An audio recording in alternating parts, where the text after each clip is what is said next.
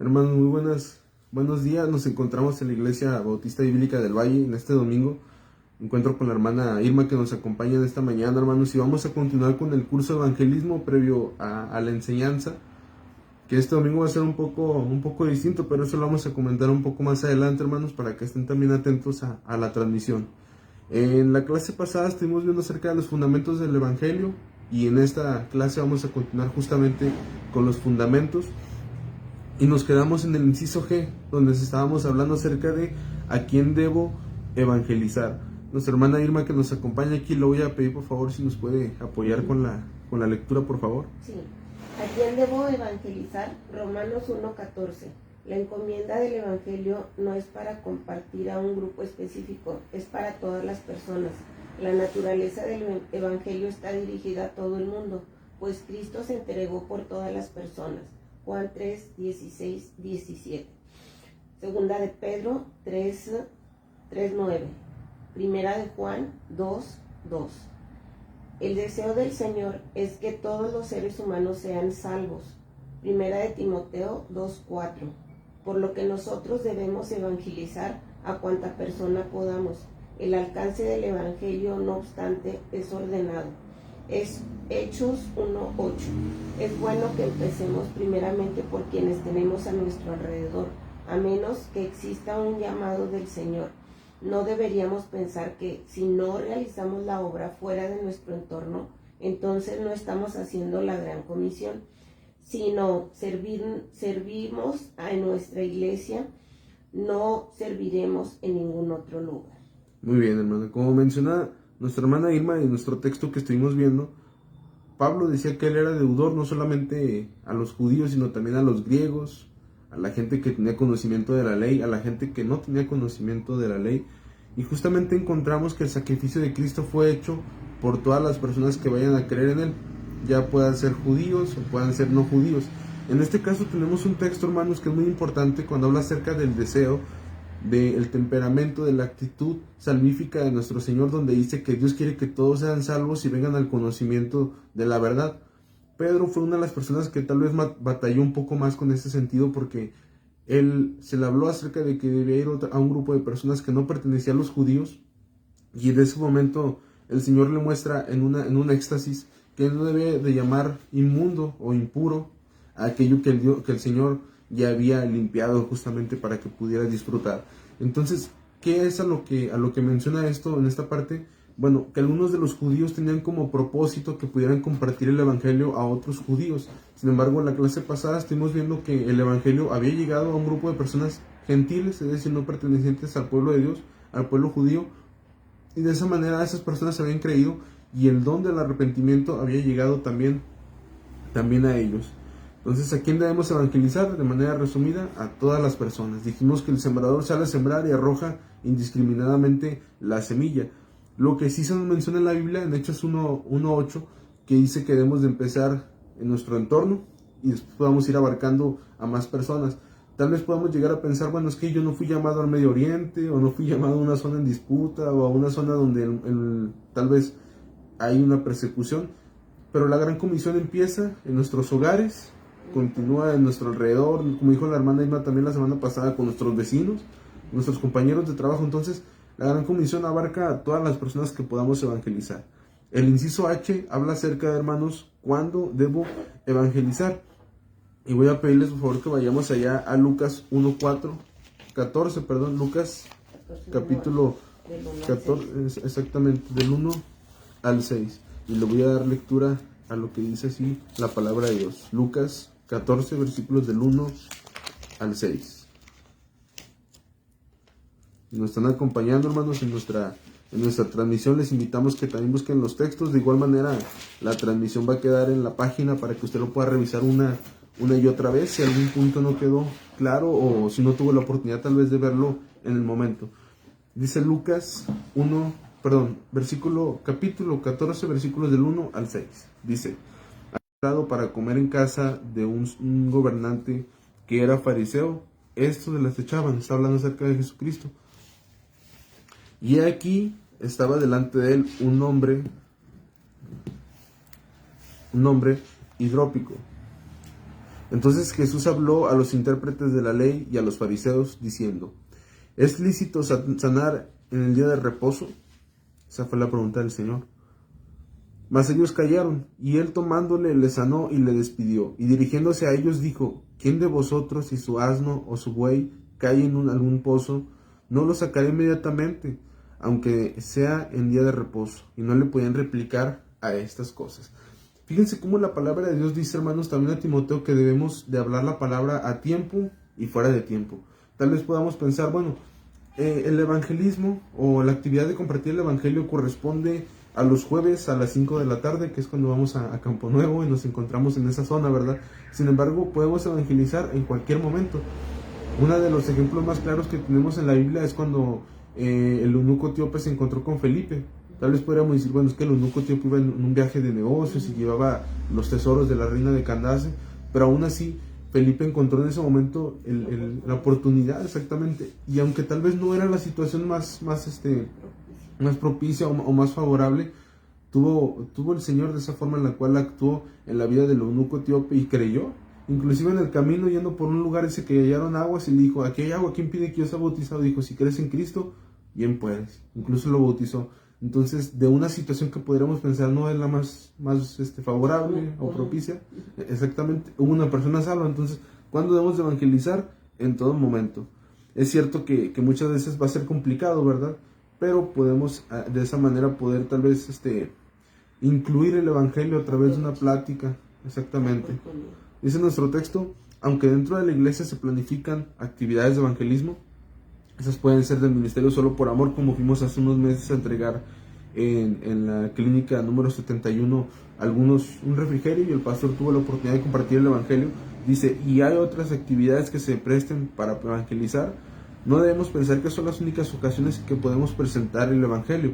Recordemos que el Señor Jesús llegó a realizar milagros en día de reposo, cosa que los fariseos reprobaban por el legalismo religioso. Como cristianos debemos aprovechar no solo las actividades, sino también cualquier ocasión que facilite la evangelización, como puede ser una comida, un descanso, en el trabajo, en la escuela, una plática, entre otras situaciones. Por ejemplo, a mí me gusta mucho, hermana y hermanos que nos están viendo en la transmisión, cuando estaba en la universidad, tengo algunos compañeros y son amigos hasta la fecha, y me gustaba mucho hablar con ellos, ¿verdad? De muchos temas. Y como ellos sabían que yo soy cristiano, pues a veces me hacían preguntas que tal vez no eran relacionadas con el evangelio, pero ya el simple hecho de que mencionaran a Dios para mí era un logro y un beneficio importante, porque ya me ayudaban a poder, sabes que mira, también hablando acerca de Dios hay algo muy importante, ¿verdad? Del evangelio.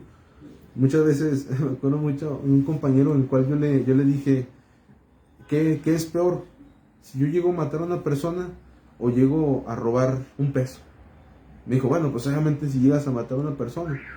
Y yo le dije: ¿Y tú qué pensarías si yo te dijera que ambas cosas tienen un castigo, y ese castigo es el infierno? Entonces como que él se quedó intrigado: oye, pero pues ¿qué estás diciendo, verdad? ¿Cómo va a ser un castigo semejante si son cosas muy distintas, muy disparejas? Y ya le mostré que cualquiera que guardare toda la ley pero ofendiera en un punto se hace culpable de todo, porque Dios es justo y Él es santo y aborrece el pecado en cualquiera que sea la cantidad y la medida. Sin embargo hay salvación. Entonces podemos encontrar una forma así de poder entrar al evangelio, ¿verdad? Inclusive hay otras formas en las cuales le mencionamos a la persona: tenemos una buena y una mala noticia, ¿cuál te gustaría escuchar? No, pues que la buena dice que Dios vino a este mundo a través de Jesucristo, murió por nuestros pecados, fue sepultado y resucitó al tercer día.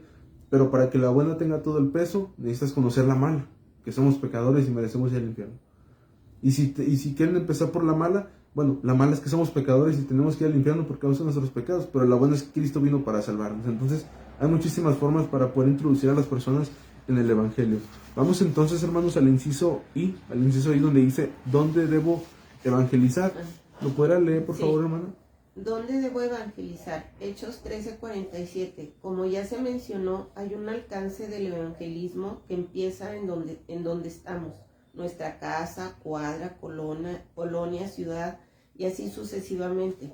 Si el Señor lo permite, por medio de otras situaciones podríamos alcanzar a más personas que quizás no estén en nuestro entorno. Hechos 8:4, del 39 39, 40 y Hechos 16 del 11 al 34.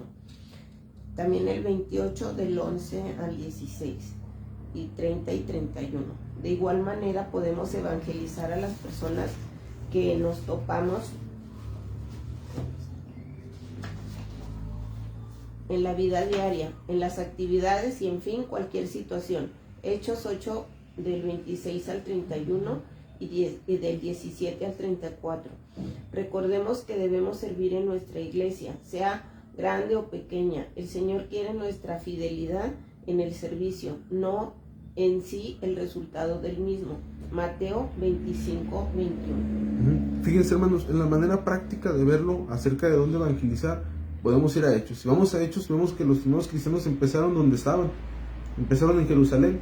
Dice que posteriormente hubo persecución después de la muerte de Esteban, y después se empezaron a dispersar. Hubo después evangelización en Samaria y se dispersaba más, y en toda Asia. Entonces tenemos un método en el cual los cristianos, a través incluso de las situaciones difíciles, encontraban la manera para poder evangelizar. Entonces muchas veces nosotros, hermanos, tenemos posibilidades que no se nos darían en la vida diaria, no se nos darían en la manera cotidiana en la cual llevamos a cabo nuestra vida, ¿verdad? Por ejemplo, a mí me gusta mucho que a veces he ido a la plaza de aquí de Valle Oriente, y nos topamos con personas que dicen, bueno, es que yo no vivo aquí, yo soy allá bueno, me ha topado gente que me dicen, soy allá de las Dalias o de la Polvorera, pero estoy con un familiar. Y a mí me alegra mucho eso, porque digo, bueno, es que, o sea, gracias a Dios que se presentó la oportunidad para estar en este momento, en este lugar indicado, que una persona que no tendría yo mi alcance de manera cotidiana, la tenemos, ¿verdad? Recuerdo muy bien a una de nuestras hermanas que siempre que iba en el camión, ella procuraba hablar con una persona con la que se encontrara, y muchas de esas personas, inclusive yo me gustaría compartirles ese testimonio, ¿verdad? Nuestro hermano Axel, su mamá fue evangelizada en un camión, o sea, literalmente iba con una de nuestras hermanas, con la hermana N, hablaron del evangelio. ¿Tú dónde te congregas? En la Iglesia Bíblica del Valle. Y hoy Axel está aquí, o sea, es una forma en la cual podemos también compartir el evangelio, ¿verdad? El lugar no es un lugar establecido como tal, es ordenado, pero podemos encontrar incluso a otras personas fuera de nuestro contexto. Vamos al inciso J, hermanos. Dice, ¿qué debo hacer antes de evangelizar?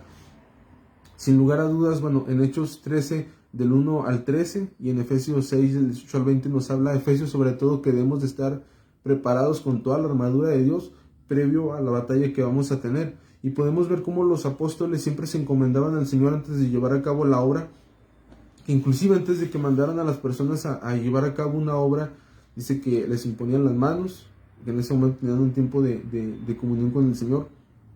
Y podemos ver el caso del ministerio del Señor, como antes de empezarlo, Él tuvo un tiempo de comunión con el Padre, y ese tiempo de comunión con el Padre le sirvió para que pudiera empezar su servicio y que nos diera también un método, o en este caso que nos diera un parámetro de cómo debemos nosotros servir al Señor.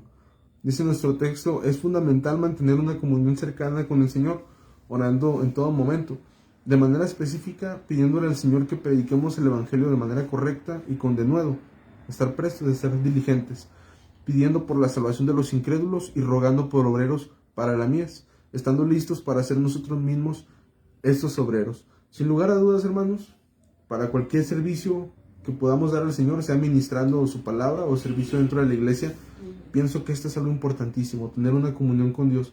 Muchas veces se le preguntaba a Charles Spurgeon cuál era, por así decirlo, el secreto, ¿verdad? O cuál era la forma en la cual su ministerio se había convertido en un ministerio tan fuerte, ¿no? Que tenía una capacidad de abarcar a Londres y a mucha gente que incluso podía viajar durante mucho tiempo por kilómetros. Y él decía, bueno, es que debajo del tabernáculo metropolitano tenemos un área designada donde siempre hay personas orando. Entonces ellos son el pilar de esta iglesia. Si esta iglesia avanza, si esta iglesia crece, es por la gente que está ahí orando día y noche. Entonces la oración, hermanos, es esencial para nuestro servicio y para nuestra administración delante de Dios. ¿Va a comentar, hermana? No. Bueno, el inciso K, ¿lo podrá leer, por favor, hermano? Sí. Dice, ¿qué pasa si no se responde una pregunta? Hechos 18, 24 al 26. De antemano sabemos que no tenemos todas las respuestas a las preguntas que se pueden hacer. Es importante que nunca se olvide el enfoque de evangelizar. es decir, no debemos no caer en discusiones, pláticas infructuosas o temas que no tienen ningún fin. Habrá preguntas que si están relacionadas con el tema y no sepamos responder, en estos casos invitamos a la persona para que asista con nosotros y así, habiendo estudiado y con el apoyo de otros hermanos, les respondamos esa cuestión. Siempre debemos tomar notas de estas preguntas para saber cómo responder en un momento que se presente una cuestión semejante. Yo en lo personal se los digo, hermanos, muchas veces a mí me hacen preguntas que yo no sé la respuesta, sinceramente no sé la respuesta. Y con el propósito tal vez de hacer o dar una buena imagen de Dios, yo podría caer en el error de decirle lo que pienso, pero no tener un fundamento bíblico, pero eso sería un error. Es bueno que reconozcamos, yo no tengo la respuesta a tu pregunta, en este momento no la tengo. Sin embargo, te invito a que me des tiempo y yo te pueda responder la pregunta, comentarlo con el pastor, comentarlo con hermanos que tengan conocimiento, e inclusive encontrar ahí la oportunidad para que, bueno, si tú gustas podemos venir a la iglesia, el pastor te responde la pregunta, ¿verdad? No significa que tengamos todas las respuestas a las preguntas, porque eso es imposible. Inclusive podría pasar que una persona con mucho conocimiento le pregunten algo y diga, pues no, sinceramente no lo sé, pero si me permites me gustaría estudiar. Y si hacemos anotaciones nos va a ayudar mucho para que si alguien más llega a recibir esa pregunta, y les digo eso, hermanos, porque muchas veces son preguntas muy profundas, ¿no? En realidad preguntas complicadas que uno se puede sacar un poco del contexto de lo que viene hablando. Recordemos que el método de evangelismo es justamente para que lleguemos del punto A al punto B. Entonces, cuando estamos evangelizando hay que recordar no perder esa esencia del evangelio, incluso aunque haya preguntas complicadas. Hay una historia un poco, tal vez chusca, pero es práctica, de uno de los jóvenes cuando estaba evangelizando le preguntaron acerca de los ovnis, ¿no? Y uno dice, bueno, es que como que no importa mucho en este momento, pero la persona se enfocó tanto en el tema que terminó desviando del evangelio. Entonces, aunque sea algo gracioso, chistoso para nosotros, hay que estar atentos de que no nos desviemos del tema, y las preguntas, incluso como dicen, la pregunta te la responde al último. Y al último decir, por lo menos no tengo la respuesta, ¿verdad? Pensándolo bien, no tengo la respuesta, pero siempre recordemos, tenemos que evangelizar a la persona. Eso es algo que no podemos intercambiar y es algo que no podemos dejar de lado. Está en juego la honra y la gloria de Dios a través del evangelio, y también un alma, porque en realidad no sabemos cuándo esa persona pueda ser llamada a la eternidad. Dice el inciso L, ¿qué pasa con el resultado?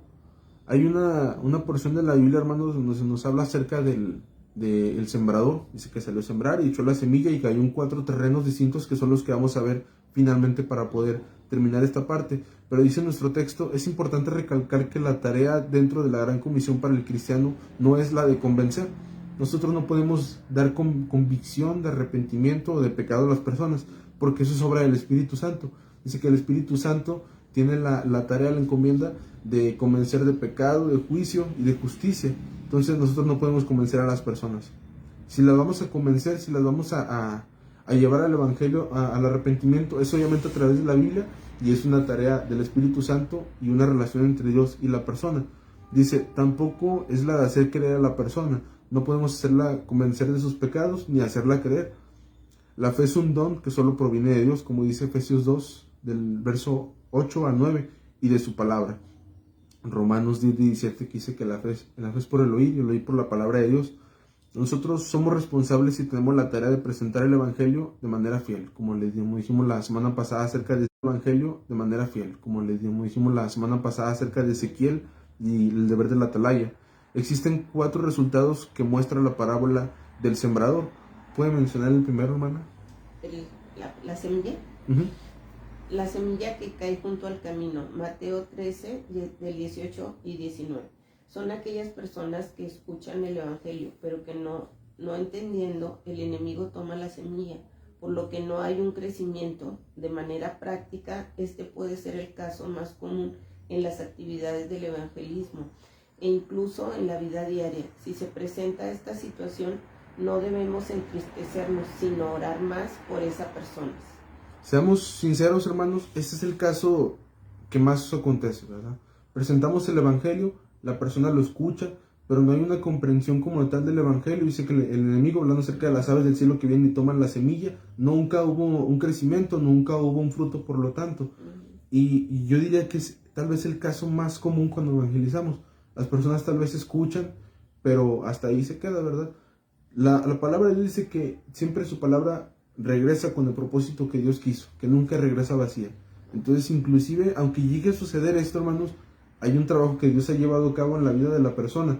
Yo puedo decirles que durante mucho tiempo fui renuente al evangelio, y hoy en día no me atrevería a menospreciar a ninguna persona que intentó mostrarme el evangelio, y lo agradezco completamente de todo corazón. Entonces, no es algo que haya quedado vacío. Tal vez pueda decir, no creyó, pues quedó vacío. Pero cuando la persona se convierte y dice, ¿sabes qué? Ahora yo debo hacer lo mismo, aunque mi tarea tal vez quede solamente en la evangelización y no llegue a un fruto, lo voy a hacer por amor a Dios y por amor a mi prójimo. Hay un segundo escenario. La semilla cayó en los pedregales. Mateo 13, del versículo 20 al 21. Son aquellas personas que reciben el mensaje. A diferencia del caso anterior, aquí sí hay un crecimiento, pero no es un crecimiento duradero, pues al venir las pruebas, la aflicción y la persecución, terminan desistiendo. Ese caso también se presenta comúnmente. Es importante que estemos al pendiente de aquellos que empiezan a crecer, pero que comienzan a desistir ante las pruebas.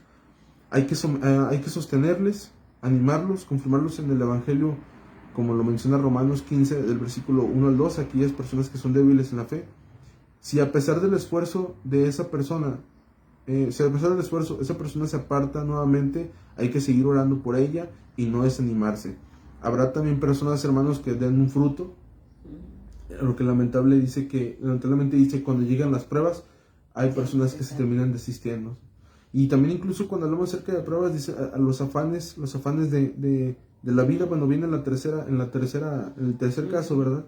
Pero también hay personas que podemos ver así como que las aflicciones también podríamos, y yo lo veo también mucho por este lado, hermanos, que, es decir, muchas veces si diluimos el evangelio y no mostramos lo que va a venir más adelante, las persecuciones, las complicaciones, el hecho de tomar nuestra cruz y seguir a Cristo cada día, la persona puede concebir el evangelio de una manera errónea y por lo tanto pensar que las pruebas pues son así como una especie de extra, ¿no? Que no venía incluido en el evangelio y que no sé a qué corresponde y pues no me llama la atención y termina desistiendo.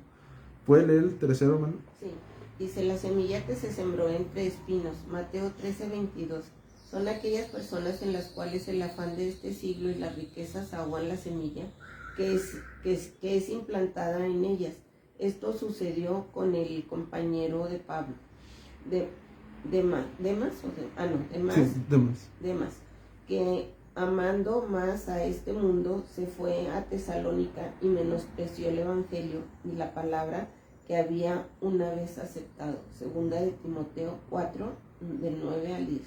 Fíjense, hermanos, en esta parte se nos menciona una historia, yo creo, de las más tristes en el ministerio del apóstol Pablo, porque él dice que toda la habían abandonado, pero en específico había un hombre llamado Demas, y este hombre dice que yendo por Tesalónica, tal vez vio aquellas cosas que el mundo le ofrecía, y dice, se apartó, se olvidó de Cristo y amó más a este mundo, y pues simplemente aquella persona de la cual se escriben algunas cartas y se dice, Demas está conmigo, Demas está sirviendo.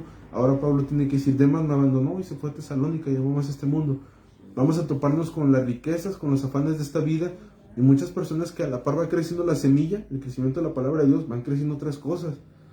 Yo lo digo porque me ha sucedido, ¿no? Muchos incluso vamos empezando la vida cristiana, algunos que conocieron a Cristo en etapas jóvenes, va creciendo a la par las amistades en la preparatoria, las cosas que le ofrece la vida en la universidad, y en la universidad resulta que el brote que hubo por parte del mundo es mayor que la semilla, la ahoga y se acabó.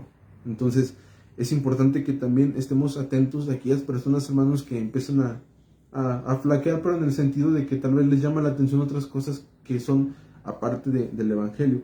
Y hay finalmente un último escenario que dice la semilla que dio fruto, viene de Mateo 13, versículo 23. Son las personas que por la obra del Señor creen en el evangelio y dan fruto. Todo verdadero cristiano dará fruto a su tiempo, que es lo que dice Juan capítulo 15. Dice que el pámpano da fruto, el Padre limpia ese fruto y a través de la vid sigue dando fruto. Dará conforme a la voluntad de Dios y a la capacidad que Dios le dé. Recordemos que la palabra de Dios dice que hay unos que dan a 100, a 70, a 30 por uno, pero todo cristiano da fruto. No podremos decir, es que como un cristiano da menos fruto que el otro, es menos cristiano, ¿no? Cada uno da fruto conforme a la voluntad de Dios, pero algo sí que es un hecho, es que tan sano como es el brote que ha nacido, el árbol que ha nacido, da un fruto a su debido tiempo.